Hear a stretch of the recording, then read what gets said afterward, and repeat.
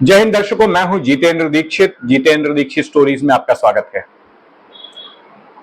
दर्शकों, लोकसभा चुनाव के नतीजे आ गए, केंद्र में सरकार भी बन गई और मोदी फिर से एक बार भारत के प्रधानमंत्री बन गए हैं।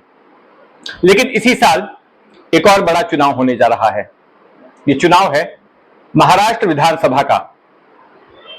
हमने देखा कि बीते 5 सालों में जो पिछला चुनाव हुआ था 2019 में, उसके बाद से महाराष्ट्र में क्या कुछ घटित हुआ, कितना ड्रामा हुआ। देवेंद्र फडणवीस एक बार 3 दिनों के लिए मुख्यमंत्री बन गए। एनसीपी में पहली बार एक 3 दिनों के लिए बगावत हुई, अजीत पवार ने की। उसके बाद जून 2022 में शिवसेना में बगावत हुई, पार्टी दो फाड़ हो गई। जुलाई 2023 में एनसीपी में बगावत हो गई, भतीजे अजीत पवार ने अपने चाचा शरद पवार के साथ में बगावत कर ली। और उद्धव ठाकरे 2.5 साल तक मुख्यमंत्री रहने के बाद उन्हें कुर्सी छोड़नी पड़ी और एकनाथ शिंदे को मुख्यमंत्री बना दिया गया।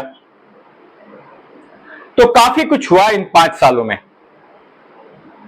अब फिर से एक बार चुनाव हो रहे हैं और इन चुनावों को लेकर राज्य में सरगर्मी भी तेज हो गई है।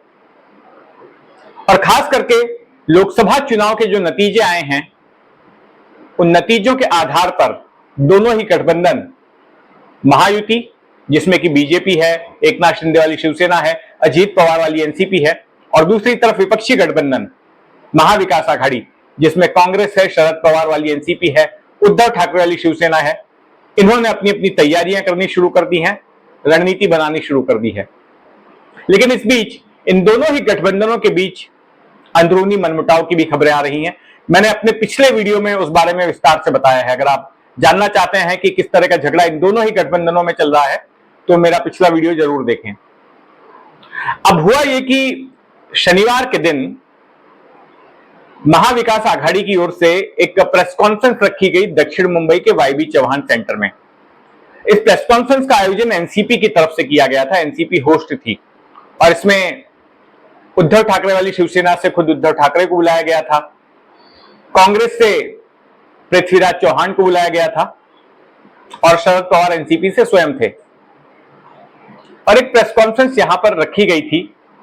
कहने के लिए तो प्रेस कॉन्फ्रेंस इसलिए रखी गई कि भाई हम महाराष्ट्र की जनता का शुक्रिया अदा करना चाहते हैं कि हमें इतनी ज्यादा सीटें दी, 48 में से 30 सीटें महाविकास आघाड़ी को मिली, तो हम उसका धन्यवाद देना चाहते हैं। लेकिन इस प्रेस कॉन्फ्रेंस का असली मकसद यह था कि लोगों को यह संदेश पहुंचाया जाए कि हम साथ साथ हैं, हमारे बीच में कोई झगड़ा नहीं है, हम तीनों ही पार्टियां एक साथ मिलकर आने वाले विधानसभा चुनाव लड़ेंगी। और इसी मकसद से तीनों पार्टियों के बड़े नेता एक साथ एक मंच पर पेश हुए। और इस प्रेस कॉन्फ्रेंस से पहले इनकी एक छोटी सी बैठक भी हुई, जिन्हें ये प्राथमिक बैठक बता रहे थे विधानसभा चुनाव की तैयारियों की खातिर। तो जब प्रेस कॉन्फ्रेंस हुई तो शरद पवार ने एक बात कहकर सबको चौंका दिया।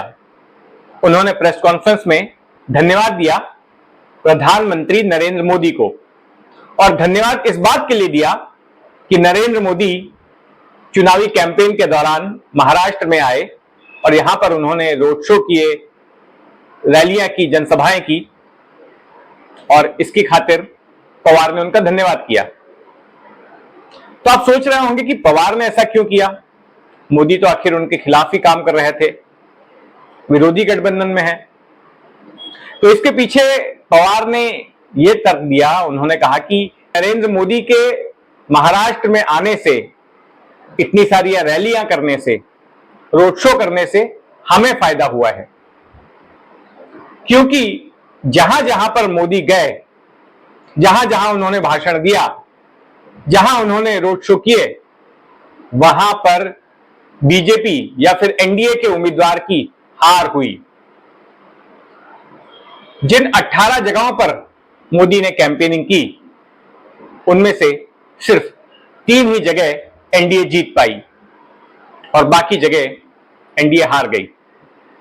तो कुल मिलाकर शरद पवार एक तरह का कटाक्ष कर रहे थे नरेंद्र मोदी के ऊपर, और ये बता रहे थे कि महाराष्ट्र में मोदी के नाम पर वोट नहीं पड़े, यहां पर कोई मोदी मैजिक नहीं था और इस बार कोई मोदी लहर नहीं थी, जैसे कि 2014 में देखी गई और 2019 में देखी गई। मोदी जब महाराष्ट्र में आए थे तो उन्होंने शरद पवार को कई गंभीर शब्दों के साथ टारगेट किया था। एक भाषण में तो उन्होंने शरद पवार को कह दिया कि महाराष्ट्र में एक भटकती आत्मा है। पवार को एक भटकती आत्मा के तौर पर संबोधित किया था और कहा था कि जो किसी सरकार को पूरा नहीं होने देती। शरद पवार जो कि आपदा को अवसर में बदलने के लिए जाने जाते हैं, उन्होंने नरेंद्र मोदी की ओर से फेंकी गई इस गुगली पर 6 मार दिया। उन्होंने इसको एक इमोशनल कार्ड के तौर पर पेश किया और कहा कि अगर मैं भटकती आत्मा हूं तो फिर मेरी आत्मा भटक रही है महाराष्ट्र के किसानों के लिए, महाराष्ट्र की आम जनता के लिए। और फिर वो गिनाने लग गए कि किस तरह से ये जो डबल इंजन की सरकार है महाराष्ट्र में जो थी, केंद्र में एनडीए की सरकार और महाराष्ट्र में महायुति की सरकार, कैसे लोगों की उम्मीदों पर खरी उतरने में नाकामयाब रही। तो एक जो भटकती आत्मा बोले जाने पर उन्होंने इसको भावनात्मक तौर पर पेश किया। और जब महाराष्ट्र में एनडीए हार गया, सिर्फ 17 सीटें हासिल कर पाया और महाविकास आघाड़ी की बढ़त हुई, तो एनसीपी के नेता यही कहने लगे कि भटकती आत्मा ने एनडीए का गेम खराब कर दिया। तो ये शरद पवार हैं जो कि 83 साल की उम्र में भी महाराष्ट्र की राजनीति में अपना बड़ा दखल रखते हैं और आज भी वो बाजी पलटने के लिए जाने जाते हैं। 2019 में उनकी पार्टी तीसरे नंबर पर थी, बहुमत मिला था शिवसेना बीजेपी गठबंधन को, लेकिन शरद पवार ने बड़ी ही चालाकी से बीजेपी और शिवसेना के बीच फूट डलवा दी, शिवसेना को अपने साथ कर लिया, कांग्रेस से भी बात कर ली। कांग्रेस जो शिवसेना की धुर विरोधी थी, उसकी शिवसेना से दोस्ती करवा दी और इन तीनों पार्टियों ने मिलकर गठबंधन सरकार बना ली। और ना केवल सरकार बनाई बल्कि उप मुख्यमंत्री पद अपने पास रखा, अपनी पार्टी के पास गृह मंत्री पद अपने पास रखा, वित्त मंत्रालय अपने पास रखा और दूसरे कई सारे अहम मंत्रालय पवार की पार्टी ने अपने पास रखे।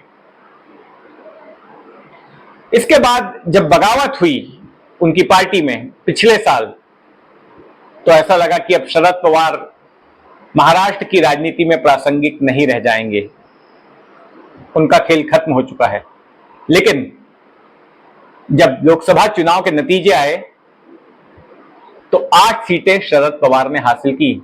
10 सीटों पर चुनाव लड़े थे और 8 सीटें जीते। वहीं दूसरी तरफ अजीत पवार की पार्टी सिर्फ 1 सीट तक सिमट कर रह गई। यहां तक कि उनकी अपनी पत्नी सुनेत्रा पवार, जिन्हें कि उन्होंने बारामती से खड़ा किया था शरद पवार की बेटी सुप्रिया सुले के खिलाफ, वो भी हार गई। तो शरद पवार हैं जिनके बारे में यह कहा जाता है कि इनके दिमाग को समझने के लिए 100 जन भी कम पड़ेंगे। ऐसा संजय राउत ने अब से 5 साल पहले कहा था। तो दर्शकों, इस वीडियो के बारे में आपका क्या कहना है कमेंट बॉक्स में जरूर बताइएगा और अगर आपने अब तक इस चैनल को सब्सक्राइब नहीं किया है तो सब्सक्राइब कर लें। जय हिंद।